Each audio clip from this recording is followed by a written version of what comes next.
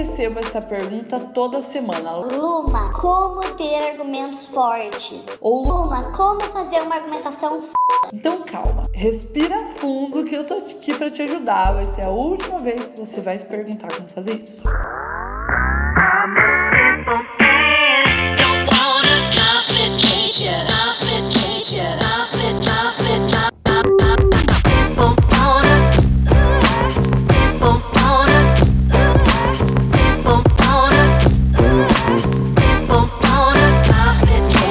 Primeiro, é preciso que você saiba que argumento e argumentação são coisas diferentes. No Enem, especificamente falando. O argumento tem a ver no Enem com a escolha de uma causa do problema. A argumentação, por sua vez, é como você vai desenvolver esse argumento em um parágrafo. Até aqui tudo bem? Ok. Então, como ter argumentos fortes? Eu vou responder essa pergunta. Usar argumentos tem a ver com as escolhas que você faz. Então, no Enem, ter argumentos fortes significa escolher uma causa do problema que seja forte, uma causa que realmente impacte o problema que o Enem escolheu para ser o tema. Então, você precisa saber que o Enem sempre escolhe, pelo menos até agora, sempre escolheu problemas como tema. Todo tema tem causas, as causas são os argumentos, portanto, argumentos fortes são causas fortes, são causas que realmente interferem no problema. Vamos pegar um tema como exemplo. Teve o tema 2018, a manipulação do comportamento do usuário por meio do controle de dados na internet. Por que isso é um problema? Ou seja, quais são as causas desse problema? Eu fiz uma lista. Tem a ver com lacuna educacional, porque a gente não tem informação sobre a internet o suficiente para saber que os nossos dados estão sendo coletados e estão sendo utilizados para direcionar a publicidade, por exemplo. Tem a ver ou com a falta de legislação ou com a insuficiência legislativa.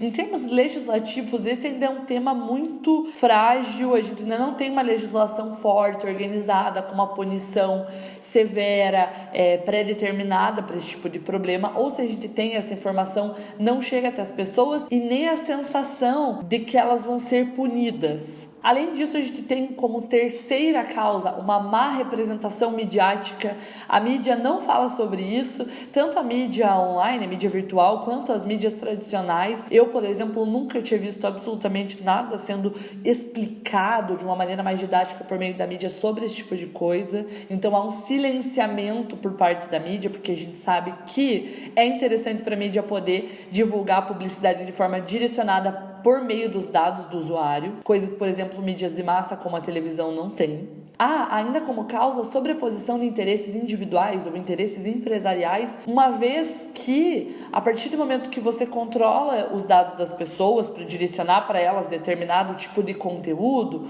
ou determinado tipo de propaganda, o interesse é muito mais da marca, é muito mais da empresa do que um pensamento sobre o bem coletivo. Há uma falta de instrução familiar. Eu vi que muitos de vocês nesse Enem falavam sobre a importância das famílias fiscalizarem as crianças, sei lá, nas redes sociais. Não é exatamente isso. Quando eu falo formação familiar, eu estou falando de a família não conversa sobre esse tema, porque esse tema não chegou até as casas ainda. Então a gente simplesmente usa a internet, envia conteúdo um para o outro, e dentro da nossa formação familiar há uma lacuna no que concerne a consciência no uso da internet. Há uma questão de imediatismo na rotina das pessoas. A gente simplesmente aceita os termos sem ler, porque a gente tem pressa, porque a gente quer usar determinado aplicativo, porque a gente quer compartilhar determinado post. Na correria do dia a dia, isso tem a ver muito com a configuração da sociedade do século XXI. Ela não abre muita brecha para que a gente reflita sobre as coisas antes de decidir. Então, antes de eu usar determinado aplicativo, eu vou pensar em todos os dados, eu vou analisar, eu vou ler os termos para ver quais dados eles estão coletando meus, quais eles não estão coletando.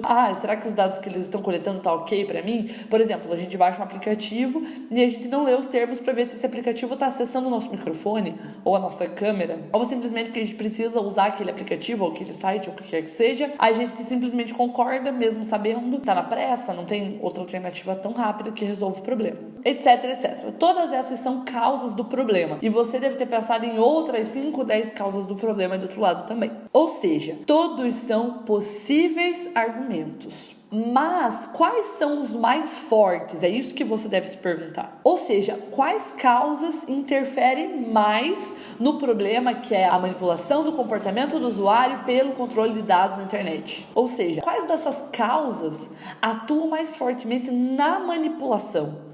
Geram mais facilmente a manipulação por meio desse controle de dados. Então esse é o raciocínio que você tem que usar para escolher o que são argumentos fortes. E aí não tem como eu te dar uma receita, porque vai depender de cada tema. Você faz uma lista com todas as causas que vem na sua cabeça, e aí você volta e escolhe em duas que você acha que influenciam mais fortemente o problema. Nesse exercício que a gente fez, eu trouxe todos esses argumentos que eu falei para vocês, são argumentos coringas do treinamento Redação Coringa, que é o meu treinamento de redação. Eu trouxe como exemplo para ficar mais claro para vocês. Mas você pode fazer com argumentos específicos do tema também. Vai demorar mais, mas vai dar certo também. Luma, agora que eu já tenho argumentos fortes, como que eu faço uma argumentação forte? Uma argumentação digna de nota máxima. Ou seja, como que eu construo um parágrafo de desenvolvimento a partir desse argumento que eu escolhi? Isso é conteúdo para outro vídeo. Se você gostaria que eu viesse aqui ensinando só como fazer uma boa argumentação, eu nunca vou sarar dessa gripe. Se você quer que eu te ensine, comenta aqui embaixo #argumentação nível Luma, que eu gravo um vídeo especificamente sobre isso. Feito? Então feito.